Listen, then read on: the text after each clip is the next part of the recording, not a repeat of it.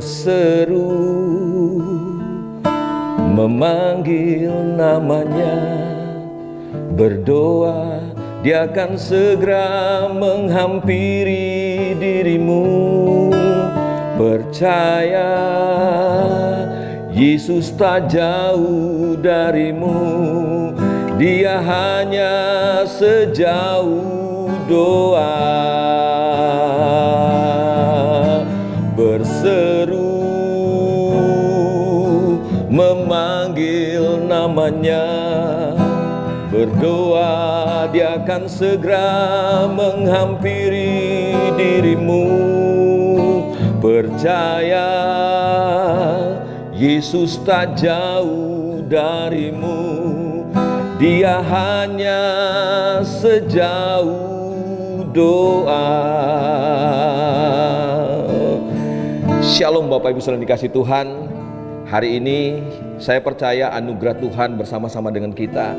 Apapun pergumulan, apapun masalah, apapun kesulitan yang sedang kita hadapi hari ini, percayalah, dalam Tuhan selalu ada jawaban. Selalu ada jalan keluar, selalu ada pengharapan. Dan hari ini saya mau mengajak kita untuk kembali renungkan firman Tuhan yang saya ambil dari kitab Daniel pasal yang ke-6. Kita bisa membaca ayat yang ke-10 sampai dengan ayat yang ke-11. Demikian firman Tuhan. Firman Tuhan berkata begini, demi didengar Daniel bahwa surat perintah itu telah dibuat, pergilah ia ke rumahnya. Dalam kamar atasnya ada tingkap-tingkap yang terbuka ke arah Yerusalem. 3 kali sehari ia berlutut berdoa serta memuji Allahnya seperti yang biasa dilakukannya.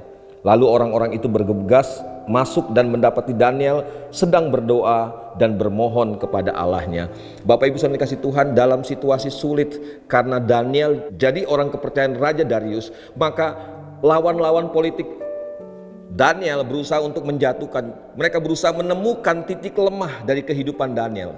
Dan mereka berpikir titik lemah dari kehidupan Daniel adalah dalam hal ibadahnya, dalam hal doanya.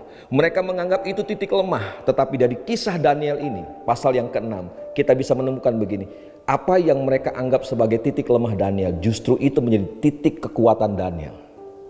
Daniel menghadapi ancaman yang luar biasa. Dia akan dimasukkan ke goa singa. Tetapi gini, karena Daniel hidup dalam doa. Setiap waktu, setiap saat, doa menjadi nafas kehidupannya. Daniel memasuki hubungan yang intim dengan Tuhan setiap hari, setiap saat. Bukan karena ada masalah, bukan karena ada tekanan, bukan sebaliknya karena tidak ada masalah. Tetapi setiap hari, setiap waktu, kata firman Tuhan, Daniel biasa melakukan itu. Justru ini sekali lagi yang jadi pelajaran buat kita hari ini. Justru itu jadi kekuatan buat Daniel. Bapak Ibu saudara dikasih Tuhan, saya tidak tahu apa yang sedang kita hadapi hari ini. Tapi pujian yang saya sampaikan tadi bahwa Tuhan itu hanya sejauh doa. Jadikan doa jadi kekuatan buat kita. Kenapa? Karena ketika kita berdoa, kita sedang bersekutu dengan Tuhan. Doa bukan bicara soal pergumulan, kesulitan, masalah, bukan. Doa bicara soal persekutuan kita dengan Tuhan. Percayalah ketika kita bersekutu dengan Tuhan, kita akan dapat kekuatannya. Karena firman Tuhan katakan begini, kalau Tuhan bersama-sama dengan kita, siapakah yang bisa melawan kita? Selamat menjalani kehidupan bersama-sama dengan Tuhan. Terus berdoa, terus bersekutu dengan Tuhan. Di sana ada kekuatan Tuhan. Itu jadi kekuatan kita. Kita satu dalam doa. Bapa dalam surga, hari ini kami datang kepadamu Tuhan. Kami percaya Bapa bahwa Engkau gak pernah jauh dari kami Tuhan. Engkau hanya sejauh doa. Oleh sebab itu ketika kami memutuskan untuk berdoa, maka kami tahu bahwa kami semakin dekat sama Tuhan. Itu artinya kami gak jauh dari Tuhan.